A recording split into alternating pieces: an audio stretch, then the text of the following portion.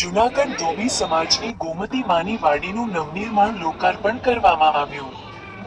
જૂનાગઢ સ્થિત ગિરનાર દરવાજા પાસે આવેલ ધોબી સમાજની ગોમતી માની વાડી દાતાશ્રીઓના સહયોગથી બનેલ, જેમાં પ્રવેશ દ્વાર, હોલ, રસોડું, રૂમ વગેરેનું નિર્માણ કરવામાં આવેલ હતું. તેમજ આ નવનિર્માણ વાડી જે ગુજરાતના ધોબી સમાજના કોઈપણ પ્રસંગો તેમજ પરિક્રમા, શિવરાત્રી, મેળો વગેરેના ઉતારાના ઉપયોગ માટે પણ આ વાડીનો સર્વેને સમાજ માટે સહકાર મળશે એ પણ સમાજ માટે આનંદની વાત છે. આ વાડીનું ઉદ્ઘાટન કરતા મુખ્ય દાતા શ્રી ગાંધીનગરના પ્રવીણભાઈ પરમાર સરગમના હસ્તે રિબીન કાપી ખુલ્લું મૂકવામાં આવ્યું હતું. આ કાર્યક્રમમાં જયેશભાઈ વાજા, જયેશભાઈ જાદવ બોટાદ, બારડાના રવજીભાઈ વાળા, શ્રી લક્ષ્મણભાઈ સોલંકી, સરમડાના શ્રી ભૂપતભાઈ ચાવડા, અમદાવાદના શ્રી ચુનીભાઈ પટેલ, શ્રી હીરાબેન પરમાર, રાજકોટના શ્રી વિજયભાઈ ચુડાસમા, શ્રી ભારતીબેન બ્રહ્માણી, શ્રી કિરણબેન દુસારા, શ્રી મંજુબેન ચુડાસમા, શ્રી મીનાબેન દુસરા, રાણાવાવના સિદ્ધિભાઈ સરવૈયા, વેરાવળના મહેન્દ્રભાઈ સોલંકી, નડિયાદના પ્રશાંતભાઈ સોલંકી, કેશોદના નરોત્તમભાઈ પરમાર, જેતપુરના શ્રી રમેશભાઈ ગોહિલ, જામનગર, જામનગરના શ્રી રીતેશભાઈ સોલંકી, શ્રી શૈલેષભાઈ વાળા, રાજુલાના શ્રી પાડા, રાજુલાના શ્રા પ્રવીણભાઈ પરમાર, બગસરાના શ્રી મનોજભાઈ ચાવડા, ભાવનગર, ભાવનગરના શ્રી અનિલભાઈ ચાવડા, વંડોરીના શ્રી ભરતભાઈ વાજા, સરદારના શ્રી જીતુભાઈ વાળા, ઉનાથી શ્રી અરુણભાઈ ચુડાસમા, માંગરોળના શ્રી કિશનભાઈ પરમાર, શ્રી રણછોડભાઈ સોલંકી, સુરેન્દ્રનગર શ્રી કલ્પેશભાઈ ચૌહાણ, કોડીનારના શ્રી દીપકભાઈ ગોહિલ, પોરબંદરના શ્રી રાજુભાઈ ચૌહાણ, શ્રી દીપકભાઈ વાળા, શ્રી મહેશભાઈ ભીખુભાઈ, અમદાવાદના શ્રી નીતાબેન ચાવડા, વિસાવદરના શ્રી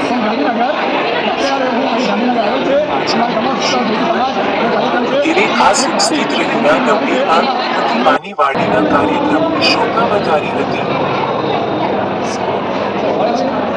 મંડળના પ્રમુખ શ્રી મનસુખભાઈ સોલંકી, શ્રી મનસુખભાઈ વાજા, જયંતિભાઈ વાજા,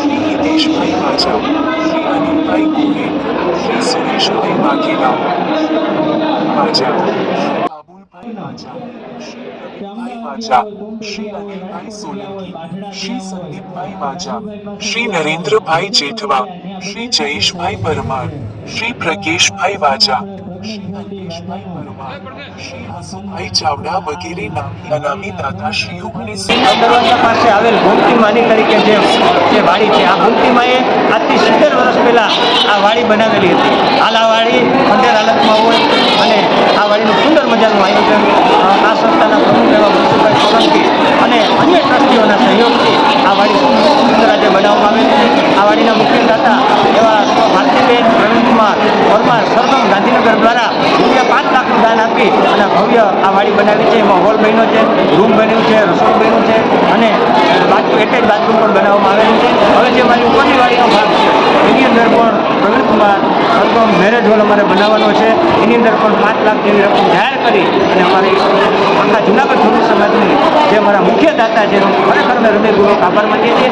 આ વાડીની અંદર આખા ગુજરાતના સમસ્ત ધોબી જ્ઞાતિની વાડી છે અને આ વાડીની અંદર શિવરાત્રી હોય, પરિક્રમા હોય ત્યારે ધોબીના લોકો પાસેથી કોઈ પણ ચાર્જ અને આ વાડી વિનામૂલ્યે આપવાના છે. આ વાડી ધોબી સમાજ માટે કોપન ચાર્જની હોય રાખી છે અને જે દાતાઓએ અમને સહયોગ આપ્યો છે એનો અમે હૃદયપૂર્વક આભાર માનીએ છીએ. જય શ્રી હું કુમારી સુશીલાબેન છોટાલાલ શાહની આચાર્ય આજે મનસુખભાઈ તથા એમના પ્રમુખશ્રીના આમંત્રણને માન આપી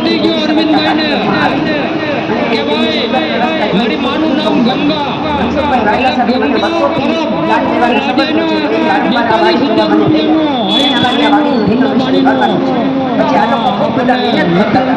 એ જોઈ અમે પહેલાં 51,000 બધા સમાજમાં આપું છું અને આમાં મનસુખભાઈ ને બધા કાર્યકર્તાઓ એટલા નિષ્ઠાવાન હતા કે મને એમ થયું કે લાવો હું વધારે બીજા 51,000 આપું કે જેથી લોકો આ બધી વાડીઓ લગ્ન પ્રસંગે, શ્રીમંત પ્રસંગે, જનોઈ પ્રસંગે સમાજ વાપરી શકે. ધોબી સમાજ એમ મારા મગજમાં એમ હતું કે વાણિયા જેટલો પૈસાવાળા ન હોય છતાં આ બધું જોઉં છું તો વાણિયાથી પણ વધારે દાન મેળવ્યું છે આ લોકોએ. 5,000 કરી બાલગામ ધક્કા ખાઈને 30 લાખનું દાન મેળવી અને આ વાડીનું એટલું સુંદર નવીનીકરણ કર્યું છે એ જોઈને હું ખુશ થાઉં છું. એણે તમામનું સરસ રીતે સન્માન કર્યું અને તમામ જ્ઞાતિજનોને ભોજન પ્રસાદ લઈને જવા વિનંતી કરી. આ વાડી ખરેખર પરિક્રમા વખતે, શિવરાત્રિના મેળા વખતે કોઈને જરૂર હોય તો એના ટોકન ચાર્જમાં ભાડે રાખી શકશે. એટલે આ વાડીનો બહુ સદુપયોગ થશે. અમારું દાન ખૂબ સાર્થક થયું છે એ જોઈ મને આનંદ થાય છે. અમારા સમાજમાં તો મેં ઘણું બધું આપ્યું છે, પણ દરેક સમાજ અને સંસ્થામાં પણ મને આપવાની મારા મા બાપે અને ભગવાનને પ્રેરણા કરી છે અને એ માટે હું ખૂબ ધન્યતાની લાગણી અનુભવું છું. ધન્યવાદ. જી સુશીલાબેન, આ તમે કઈ કઈ જગ્યાએ દાન આપેલું છે? પહેલાં તો મેં મનસુખભાઈને ખૂબ દાન આપ્યું. પહેલાં શરૂઆત કરી ગાયત્રી મંદિરમાં. મને ભગવાન શંકરના ચમત્કાર થયા મારા જીવનમાં. એણે મને સપનામાં કીધું કે મને મહાકાલ તરીકે ગાયત્રી મંદિરમાં બેસાડી. અરે ભગવાન, મેં કીધું તે આવું મને આપ્યું હુકમ.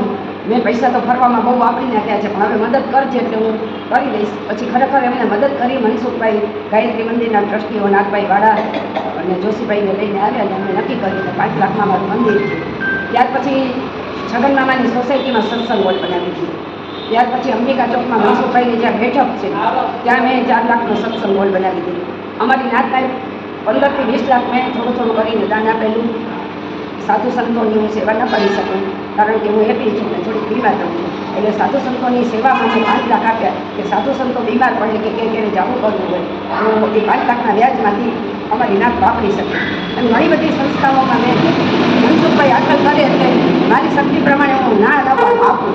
પહેલાં ના પાડું, મનસુખભાઈ હવે બહુ કરી મને હવે લેવા દઉં. પછી ફોન કરીને કહું 51,000 લઈ જજો આની. એટલે આ બધી સંસ્થામાં મેં મારા મા બાપની પ્રેરણાથી આ કાર્ય કર્યું છે. મારા પપ્પા એમ કહેતા કે તમારી 100 રૂપિયાની આવક હોય ને તો 98 વાપરવા, 1 રૂપિયો દાનમાં આપો અને 1 રૂપિયો બચાવો. એ સિદ્ધાંતને મેં ધ્યાનમાં રાખી અને નાનપણથી દાન હું કરતી ગઈ છું. અને ખરેખર મને કોઈ એનું અભિમાન નથી થતું, પણ ગૌરવની લાગણી હું ખૂબ અનુભવું છું. બીજી ઘણી બધી સંસ્થાઓમાં કીટો આપ્યા, પણ હવે મને બહુ મયારામ આશ્રમમાં ટેબલ લઈ દીધા. છોકરાઓ જમી શકે શાંતિથી. મહેમાનો આવે તો મહેમાનોએ સ્ટીલના ટેબલ ઉપર જમી શકે. એટલે આમ ઘણી બધી જુદી જુદી સંસ્થાઓમાં મેં થોડું થોડું આપ્યું. આશીષ રાવલે ગાયત્રી મંદિરમાં ડોમ બનાવ્યું. એમાંય માતાજીની મૂર્તિમાં મેં 1 લાખ મારી બેનપણી આગળ મેળવી દીધા અને 50,000 મેં આપ્યા. હવે આ જે આપું છું એ મને કાંઈ બહુ યાદ નથી રહેતું, પણ થોડી થોડી બધી સંસ્થા અને સમાજમાં આપું છું. મહિલા મંડળોમાં આપ્યા કે એ મહિલા મંડળો 4 ચોટલા ભેગા થઈને પંચાયત કરે એના કરતાં સત્સંગ કરે એ વધારે મહત્ત્વનું છે. એટલા માટે મેં કીધું નહીં દાન આપવા જેવું છે. બધાને ખૂબ આનંદ કરાવ્યો ને મારી જિંદગી આખી ખૂબ આનંદ કર્યો અને એ ભગવાનની મારા ઉપર કૃપા સમજું છું. બાકી